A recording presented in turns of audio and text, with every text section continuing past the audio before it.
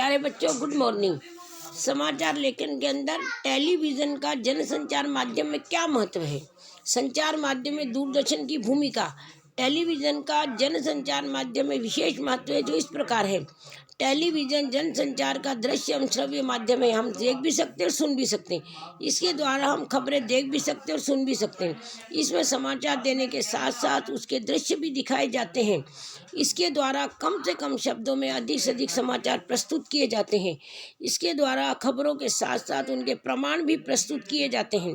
इसमें वाचक के द्वारा मुख्य समाचारों को पढ़ा जाता है और उसके बाद उन समाचारों से संबंधित दृश्य प्रस्तुत किए जाते हैं।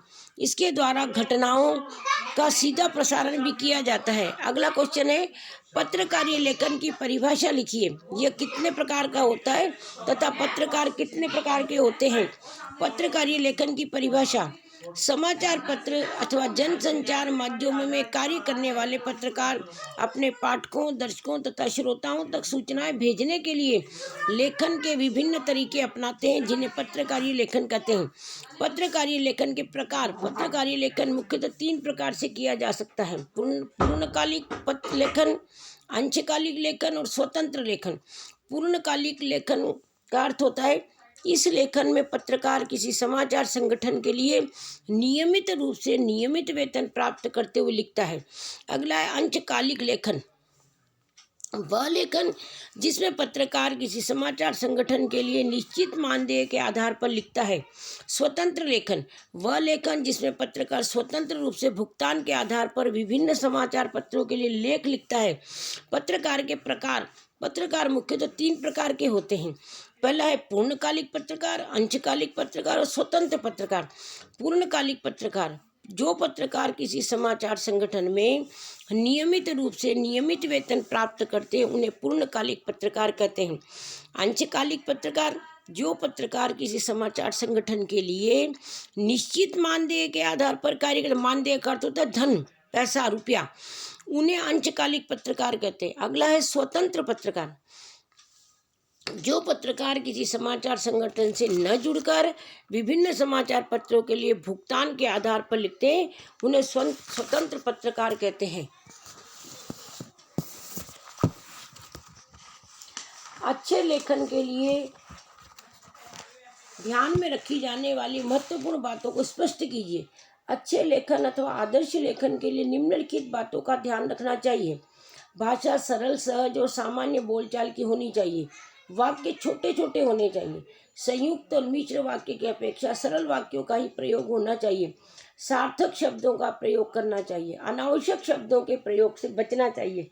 लेखन विविधता के लिए सामान्य मुहावरों और लोकोक्तियों का प्रयोग करना चाहिए। आदर्श लेखन के लिए सुप्रसिद्ध लेखकों की रचनाएं पढ़नी चाहिए। लेखन में कसावट जरूर होनी चाहिए। दूसरों को प्रभावित करने की अपेक्षा अपनी भावनाओं, विचारों तथा तथ्यों को प्रकट करना ही उद्देश्य होना चाहिए। लेखन को दोबारा पढ़कर उसमें से अशुद्धियाँ को दूर करना चाहिए। विश्व तथा अपने आसपास घटित होने वाली घटनाओं, समाज और पर्यावरण पर दृष्टि अवश्य रखनी चाहिए।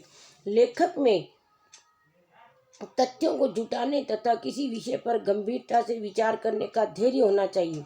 अगला क्वेश्चन है, समाचार लेखन के 6 ककारों का वर्णन कीजिए। 6 ककार से क्या तात्पर्य स्पष्ट कीजिए। 6 ककारों से तात्पर्य समाचार लेखन में कब, कहाँ, कैसे, क्या, कौन, क्यों, इन्हीं 6 प्रश्नों को 6 ककार कहते हैं। इन्हीं ककारों के आधार पर किसी घटना, समस्या या विचार आदि से संबंधित खबर लिखी जाती है। ये ककार ही समाचार लेखन का मूल आधार होते हैं, इसीलिए समाचार लेखन में इनका बहुत महत्व है। 6 ककारों को हम इस प्रकार स्पष्ट कर सकते हैं। कब, यह समाचार लेखन का आधार होता है। इस ककार के माध्यम से किसी घटना अथवा समस्या के समय का बोध होता है। बस दुर्घटना कब हुई? बस दुर्घटना सुबह 8 बजे हुई। कहाँ? इस ककार को आधार बनाकर समाचार लिखा जाता है।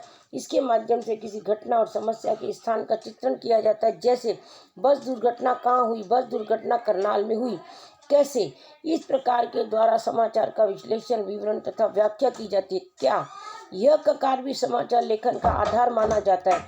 इसके द्वारा समाचार की रूपरेखा तैयार की जाती। क्यों?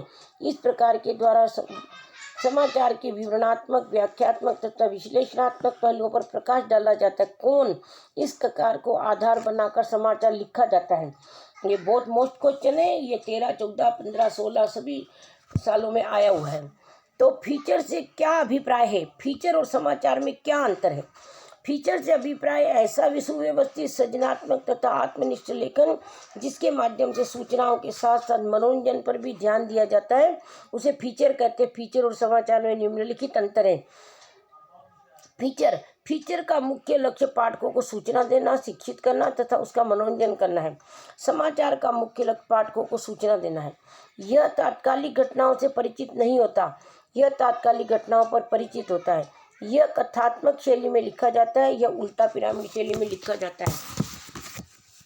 इसकी भाषा सरल, आकर्षक, रूपात्मक तथा मनमोहक होती है।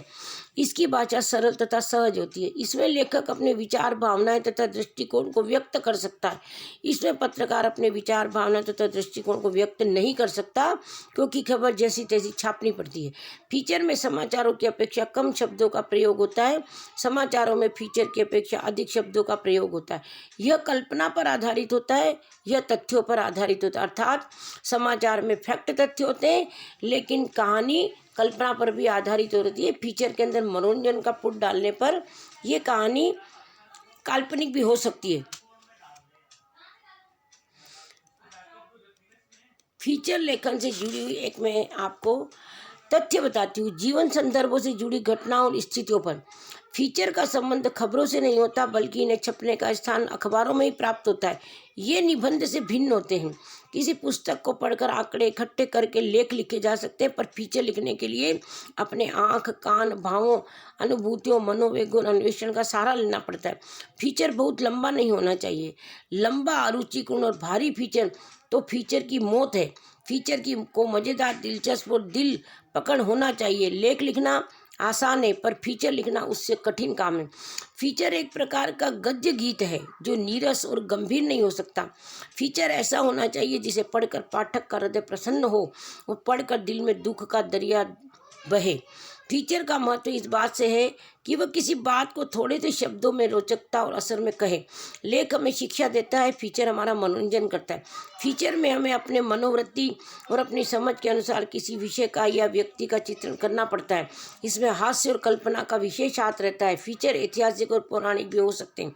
हर वर्ष होली, दिवाली, दशहरा, मेलो, राखी आदि के अवसर पर पुरानी बातों को दोहराकर फीचर लिखे जाते हैं। इनमें विचारों की एक बंधी हुई परंपरा का निर्वाह किया जाता है। फीचर तो धोबी, माली, खानसामा, घरेलू नौकर, चौकीदार, रिक्शा वाला, रेहड़ी वाला, चपरासी आदि पर भी लिखे जा सकते हैं। फीचर चाहे कैसे हों, उन्हें लिखने के लिए दिल और दिमाग दोनों का प्रयोग होना चाहिए। अच्छा आरंभ और खूबसूरत अंत करने पर फीचर की सफलता निर्भर करती है। तो मैंने आपको एक उदाहरण बता दिया फीचर का, कि फीचर कैसे लिखा जाता है और फीचर में क्या क्या चीज़ें आनी चाहिए। आज के लिए सिर्फ इतना ही।